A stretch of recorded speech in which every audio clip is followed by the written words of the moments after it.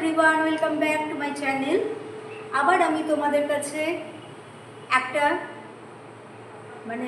সুইটসের recipe নিয়ে চলে এলাম। তো রেসিপিটা হচ্ছে উড়িষ্যার ফেমাস মিষ্টি ছানা পোড়া অথবা ছানার কেক।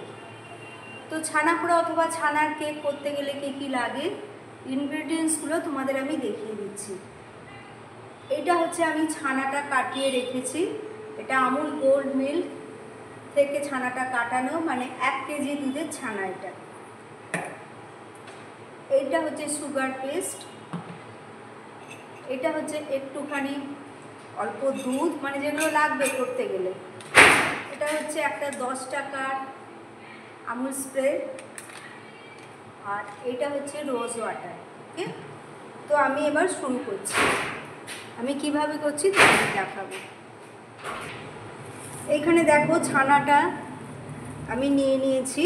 ফার্স্টে আমায় কি করতে হবে, ছানাটা হাতে করে এটাকে খুব ভালো করে মাখতে হবে।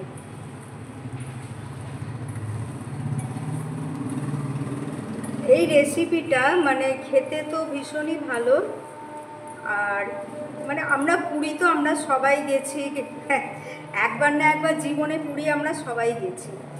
তো আশা করি আমরা যারা গেছি এই ছানা পোড়া অথবা ছানার কেক এটা তো খেয়েছি, আমি তো খেয়েছি, আমার খুব ভালো লেগেছিল। আর এটা জগন্নাথ দেবের 56 ভোগের মধ্যে এটাও একটা পদ আর কি। তো দেখো এই ছানাটাকে হাতে করে খুব ভালো করে এটাকে আগে মাখতে হবে।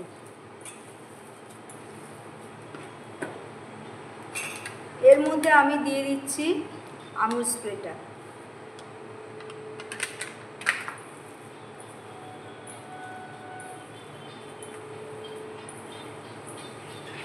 আমুল স্প্রেটাকে দিয়েও এটাকে খুব ভালো করে মাখছি। আমুল স্প্রেটা দিলে টেস্টটা আরও ভালো হবে, আর একটা বাইন্ডিংয়েরও একটা ব্যাপার আছে। আর একটা হচ্ছে আমি এখানে সুগার পেস্ট খুব অল্প, সুগার পাউডার অল্প দিয়ে দিলাম। এটা যে যার যে যেরকম according for everyone own taste, প্রত্যেকে নিজ নিজ টেস্ট অনুযায়ী, কারণ সবাই তো এক চিনি কি এক নুন খায় না, তো সেটা যে যার নিজের মতো। এবার এই চিনিটা দিয়ে এটাকে খুব ভালো করে মেখে নিতে হবে। আর এতে দুধ আমি খুব কম দিচ্ছি, কারণ অল্প লাগবে, অল্প।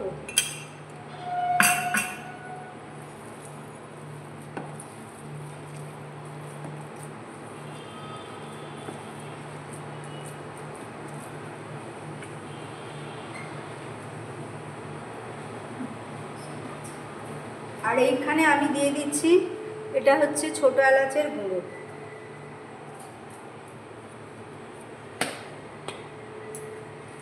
অল্প একটু দিয়ে দিলাম।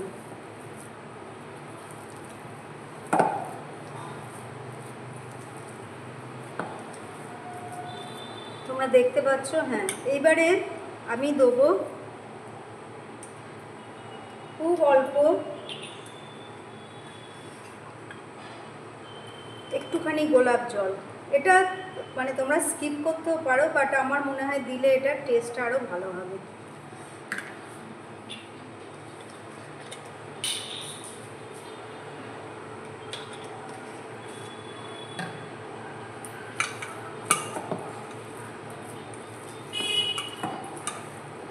খুব ভালো করে এটা মাখতে হবে।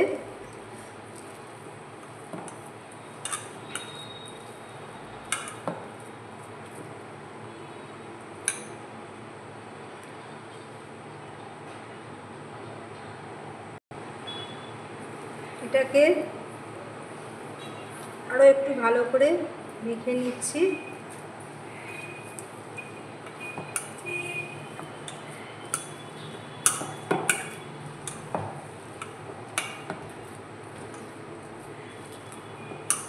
আচ্ছা, এইবারে আমি গ্যাসটা আগে অন করে দিই।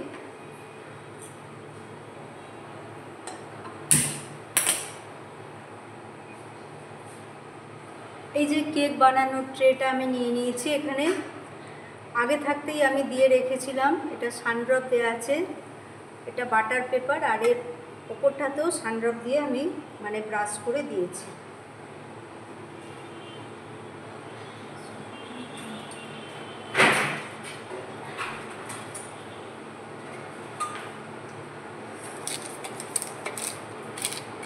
এটা ভালো করে ব্রাশ করা হয়ে গেল। এইবারে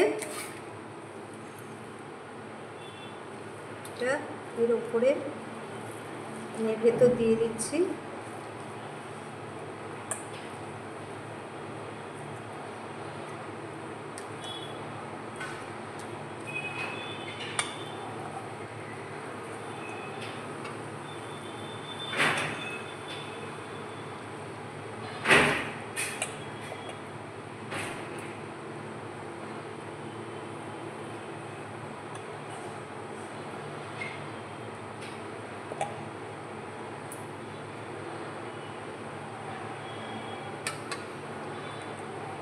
দেখো এটা সবটা দিয়ে দিলাম।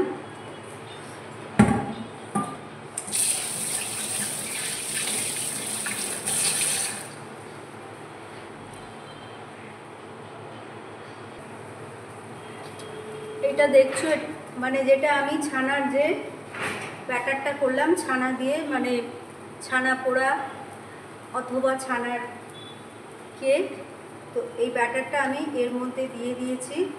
এবার এইটা দিয়ে একটুখানি প্লেন করে দিচ্ছি, যতটা সম্ভব করা যায়।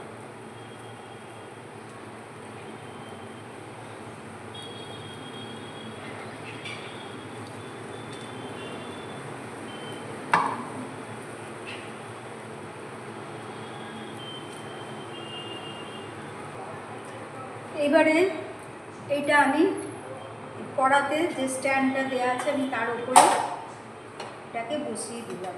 ওকে, দিয়ে এবার আমি এর কভারটা দিয়ে দিচ্ছি।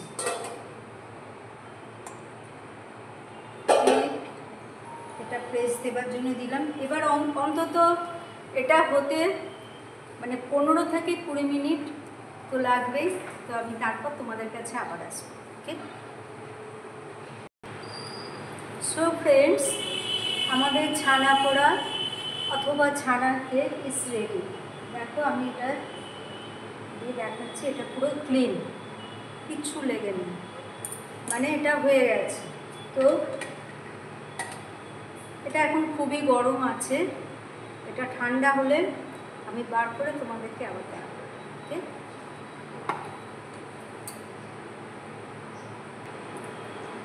সো ফ্রেন্ডস, এই হলো আমাদের আজকের ছানা পোড়া অথবা ছানার কেক।